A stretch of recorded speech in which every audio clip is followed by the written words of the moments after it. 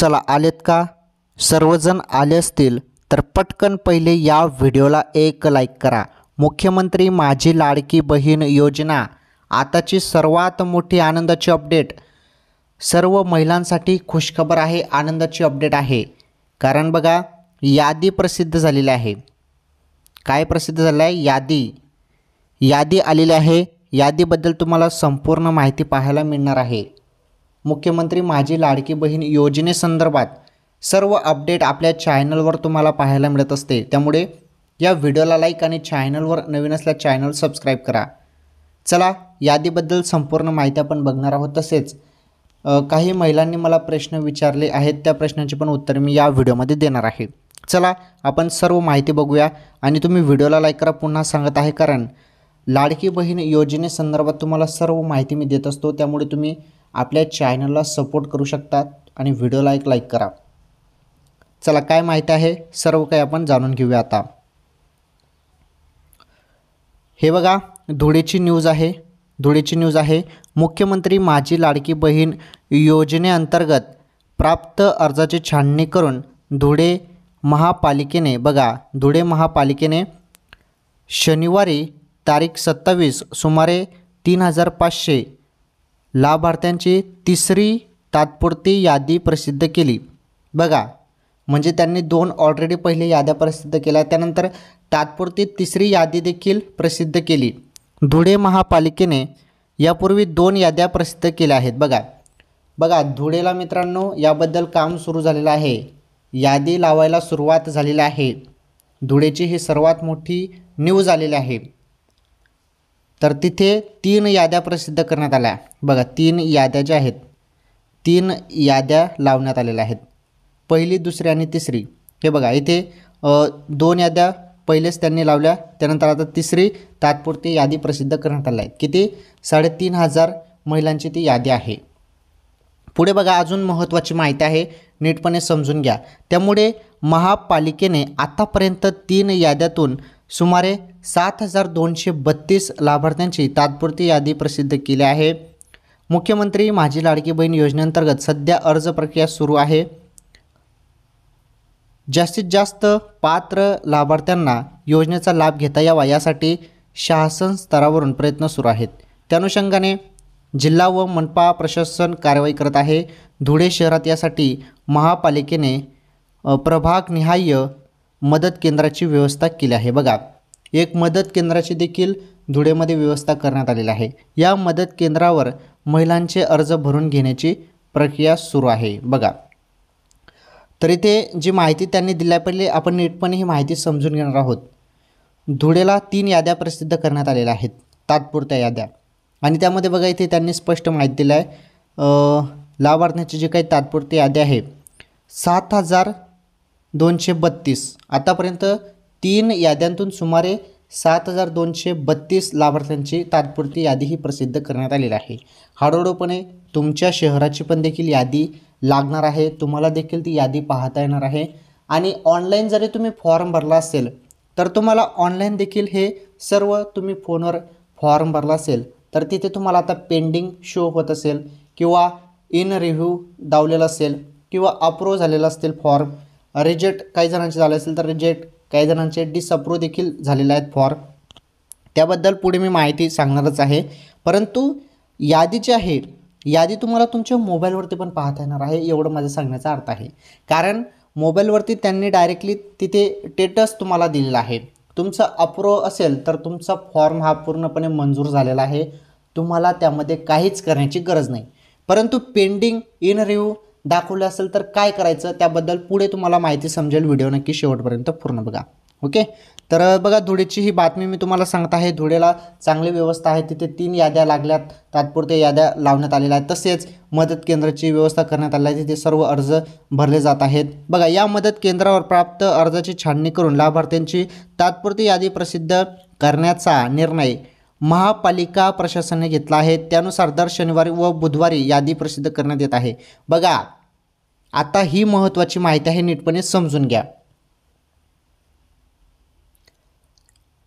तर काय म्हटलेलं आहे इथे बघा, शनिवार व बुधवार हे जे 2 वारे आहेत, या 2 वारी याद्या प्रसिद्ध होणार आहेत, शनिवार आणि बुधवार, तर धुळे येथे शनिवारी आणि बुधवारी याद्या प्रसिद्ध करण्यात येत आहेत. या प्रक्रियेत शनिवारी तारीख 27 महापालिकेत आयुक्त तथा प्रशासक अमिता दगडे पाटील यांच्या हस्ते सुमारे 3500 लाभार्थ्यांची तिसरी तात्पुरती यादी प्रसिद्ध करण्यात आली आहे.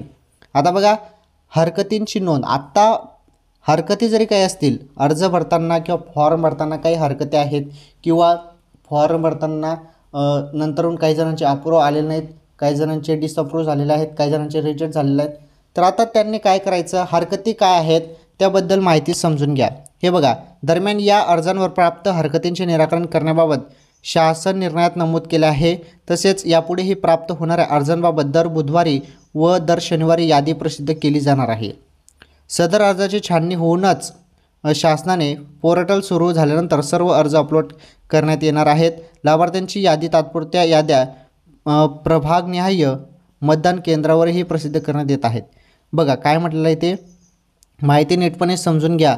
बुधवार आणि शनिवारी यादी लागणार आहे, हे क्लिअर झालं. त्यानंतर अर्जाची छाननी होऊन शासनाने पोर्टल सुरू झाल्यानंतर, बघा शासनाचे जे काही पोर्टल आहे, वेबसाईट आहे, पोर्टल सुरू झाल्यानंतर सर्व अर्ज अपलोड करण्यात येणार आहेत. म्हणजे पोर्टल जे ओपन होईल, एक नवीन पोर्टल येणार आहे, त्यावरती देखील जे अर्ज आहेत ते अपलोड केले जाणार आहेत. तुमचे अर्ज बघा ते देखील अपलोड केले जाणार आहेत. तर लाभार्थ्यांची प्रसिद्ध तात्पुरत्या याद्या प्रभागनिहाय मतदान केंद्रावरही, बघा मतदान केंद्रावर बी तुम्हाला याद्या पाहायला मिळणार आहेत. ओके, धुळे महानगरपालिकेच्या वेबसाईटवर देखील त्या उपलब्ध करण्यात येणार आहेत. बघा आता सध्या त्या तात्पुरत्या याद्या आहेत, जेव्हा त्या कन्फर्म करून ते संपूर्ण हरकती वगैरे झाल्यानंतर ते डायरेक्टली मग तुमच्या याद्या ज्या आहेत त्या धुळे महानगरपालिका जी आहे त्यांच्या वेबसाईटवरती देखील तुम्हाला लाडकी बहीणची योजनेची जी काही यादी आहे ती यादी पाहायला मिळेल. ओके, या यादीबाबत प्रत्येक मदत केंद्रावर हरकत नोंद करण्यात येणार आहे. केंद्रनिहाय प्राप्त हरकतींचे नोंद नियंत्रण कक्षाकडे सादर करून त्यावर निर्णय घेण्यात येणार आहे. सर्व अर्जदार लाभार्थी महिलांनी याची नोंद घ्यावी व महापालिकेस सहकार्य करावे असे आवाहन धुळे महापालिकेतर्फे करण्यात आले आहे. बघा जी काही हरकत असेल किंवा काही असेल तर नोंद नियंत्रण कक्षाकडे, बघा नोंद नियंत्रण कक्ष जे आहे, नोंद नियंत्रण कक्षाकडे सादर करून त्याबद्दल निर्णय घेण्यात येणार आहे. म्हणजे नोंद नियंत्रण कक्ष जे आहे ते तुमचं हरकती बघणार आहे आणि हरकतीवरती जरी काही सॉल्युशन असेल किंवा काही त्यावरती निर्णय द्यायचा असेल तर त्याबद्दल नोंद नियंत्रण कक्ष निर्णय सांगणार आहे. ओके, हे झालं क्लिअर. तर अशा पद्धतीने ही महत्त्वाची अपडेट होती. फायनली तात्पुरत्या याद्या यायला सुरुवात झालेल्या आहेत. धुळेच्या 3 याद्या जाहीर करण्यात आलेल्या आहेत. चला आता आपण महत्त्वाची माहिती बघूया.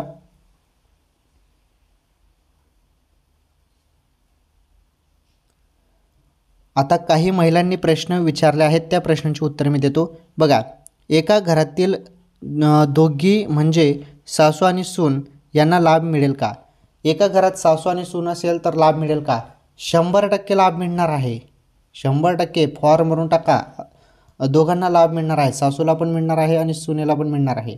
फक्त वयाची जी अट आहे ती लक्षपूर्वक जाणून घ्या. अंतिम जी अट आहे 65 आहे. ओके, 65 ही अंतिम आहे. 65च्या आतच तुम्ही असणे गरजेचे आहे. आलं लक्षात? आणि 21 पासून सुरुवात. पुढे बघा सर, एडिटचे ऑप्शन पुन्हा येणार का? एडिटचे जे काही ऑप्शन आहे ते पुन्हा येणार का असं सांगण्यात आलेलं आहे. तर बघा आता तुम्ही एकदाच तिथे एडिट करू शकता, त्यानंतर एडिटचं ऑप्शन तिथून कट होऊन जातं. तर एडिटचं ऑप्शन पुन्हा येईल का असा तुमचा प्रश्न आहे. तर एडिटचं ऑप्शन येणार नाही, तुम्हाला दुरुस्तीचा ऑप्शन येऊ शकतो किंवा तुमचा फॉर्म आता डायरेक्टली स्टेटस तुमचं पाहायला मिळणार आहे. अप्रूव्ह असेल तर अप्रूव्ह दाखवण्यात येईल. जरी तुम्हाला तुमचा फॉर्म डिसअप्रूव्ह त्यांना करायचं असेल तर ते डिसअप्रूव्ह करतील. रिजेक्ट करायचं असेल तर रिजेक्ट करतील. हां, जरी डिसअप्रूव्ह किंवा काही रिसबमिटचं ऑप्शन येईल तर ते तुम्हाला तिथे फॉर्मवरती तुमच्या मोबाईलवरती केलेले अर्ज यामध्ये कळवण्यात येईल की तुम्हाला रिसबमिट करायचं आहे म्हणून. त्यामुळे तुम्हाला तिथे जरी काही चूक असेल तर तिथे रिसबमिटचा ऑप्शन जो आहे तो येऊ शकतो. ओके, सध्या इन रिव्ह्यू आहे. पुढे काय इन रिव्ह्यू तुमचं दाखवत असेल तर काही टेन्शन नाही. पेंडिंग असेल, इन रिव्ह्यू असेल तर तुमचे फॉर्म जे आहेत ते अजून वरती चेक करायचे बाकी आहेत. जे काही अधिकारी वर्ग आहेत ते तुमचे फॉर्म चेक करतील.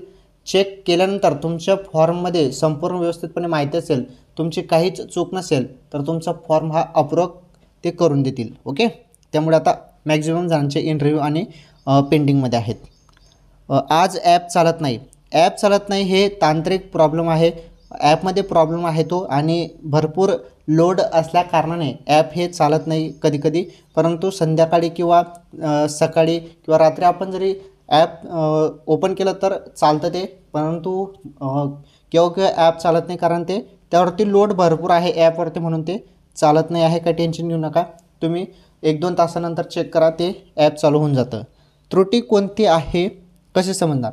त्रुटी कोणती आहे कसे समजणार याबद्दल तुम्हाला डायरेक्टली जो तुमचा फॉर्म आहे तो ओपन होईल तिथे, त्यामध्ये डायरेक्ट ते रेटचा ऑप्शन येऊन जाईल की ही माहिती चुकीची आहे म्हणून, आणि ती त्रुटी तुम्ही दुरुस्त करू शकता. ओके. तर ही काही प्रश्न होती ज्याबद्दल तुम्हाला मी माहिती दिलेली आहे. आणि मुख्यमंत्री माझी लाडकी बहीण योजना सर्व ठिकाणच्या याद्या आता हळूहळू यायला सुरुवात होणार आहे. शनिवार आणि बुधवारी तुम्हाला यादी पाहायला मिळणार आहे.